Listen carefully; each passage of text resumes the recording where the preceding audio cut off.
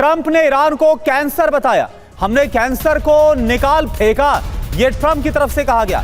Iran के परमाणु हथियार कैंसर थे, ईरान के न्यूक्लियर हथियार खत्म कर दिए।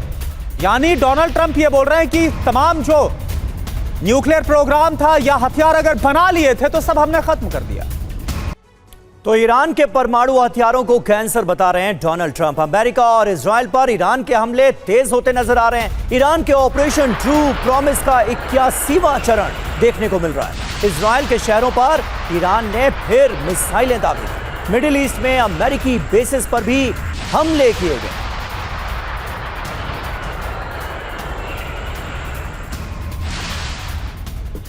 लेकिन इस बीच खबर बड़ी है, ईरान में ग्राउंड ऑपरेशन की तैयारी में है अमेरिका। पेंटागन ने मिडिल ईस्ट में सैनिकों की तैनाती की पुष्टि की है, ऑफिशियल कॉन्फर्मेशन हुआ है।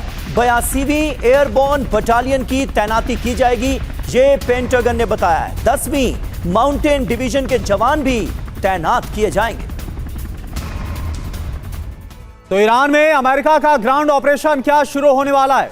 जी हाँ, इसको लेकर खबर क्या, 82वीं एयरबोर्न बटालियन को उतारा जाएगा, 10वीं माउंटेन डिवीजन के जवान भी तैनात होंगे। करीब 7000 अमेरिकी मरीन मध्य पूर्व पहुंच जाएंगे। ईरान के आसपास होगी मरीन कमांडोज की तैनाती। अमेरिका का टारगेट क्या है? होर्मुज स्ट्रेट को सुरक्षित करना बड़ा लक्ष्य। इसके अलावा खार्ग तेल हब पर ऑपरेशन की योजना है कब्जा करना। यूरेनियम स्टॉक को सुरक्षित करने की योजना है। यह वॉल स्ट्रीट जर्नल के हवाले से जानकारी। समीर और देखिए, इस बीच एक अहम खबर है। डोनाल्ड ट्रंप की पार्टी की सांसद नैन्सी मेस का बयान आया है, ग्राउंड ऑपरेशन पर सहमत नहीं है। नैन्सी मेस, ग्राउंड ऑपरेशन पर ट्रंप की नीति का विरोध हो रहा है। घर में ही घिरते नजर आ रहे हैं ट्रंप। ईरान में सैनिकों की तैनाती का समर्थन नहीं कर सकते, ये कहा है नैन्सी ने।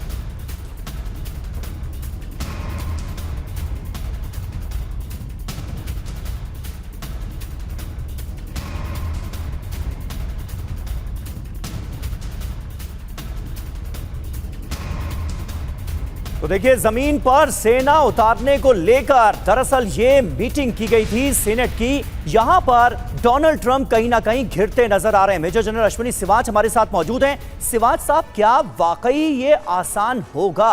क्योंकि ईरान में ग्राउंड ऑपरेशन शुरू करने का सीधा सीधा मतलब यह है कि अगर अमेरिका ऐसा करता है तो बहुत बड़ी कीमत उसे चुकानी पड़ेगी। ये तो हर किसी को पता है और शायद यही वजह है कि इस मुद्दे पर हर कोई डोनाल्ड ट्रंप के साथ नजर नहीं आ रहा है, जमकर उनका विरोध हो रहा है।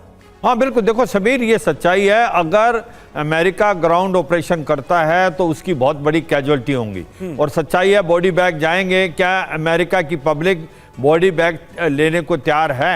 तो ये सच्चाई है। इसलिए और ये देखना है कि ऐसे ही डोनाल्ड ट्रंप की जो अप्रूवल रेटिंग है घटती जा रही है और मिड टर्म इलेक्शन है नवंबर में, तो ऐसे में क्या वो रिस्क लेंगे?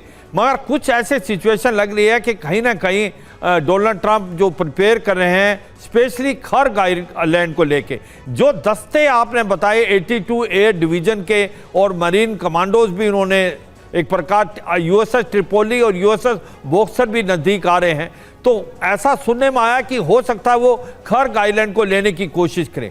वो मकसद क्या है कि उनको लगता है कि जो स्टेट ऑफ हार्मुज है इसको ब्लॉक करने से ईरान ने जो एक प्रकार मिलिट्री इकोनॉमिक लड़ाई कर दी है, ये लड़ाई अभी मिलिट्री से इकोनॉमिक ज़्यादा हो गई है और ये बड़ी क्लेवरली ईरान ने किया है। पूरा स्टेट ऑफ हार्मुज को ब्लॉक कर दिया और इसमें मिडिल ईस्ट की जो कंट्रीज के जो एनर्जी सेक्टर पे हमला करके अब वो चाहते हैं कि किसी तरीके से खार्ग आइलैंड को लिया जाए, जहां पर 90% ऑयल जाता है ईरान का, और उससे स्टेट ऑफ हार्मुज खोला जाए।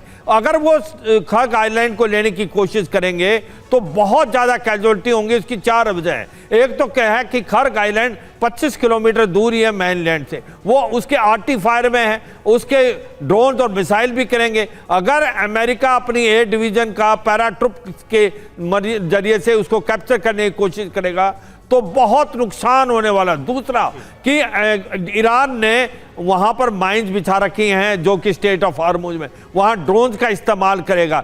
तो ये जो ऑपरेशन है ये आसान नहीं होने वाला। और जो मिलिट्री टेक्नीशियन है वो ये बोलते हैं, सर, कुल मिलाकर यह है कि खार्ग आइलैंड और होर्मुज स्ट्रेट को लेकर ईरान अपनी पूरी जान लगा देगा और इसमें कई जाने का भी डर है। यही वजह है कि अमेरिका में ही खुद इसका विरोध हो रहा है। एक और बड़ी खबर, इराक के सुलेमानिया में अमेरिकी ठिकाने पर हमला हुआ है। अमेरिकी सैन्य और जासूसी ठिकानों पर हमला। सुलेमानिया में ईरान ने हवाई हमले को अंजाम दिया। ये तस्वीरें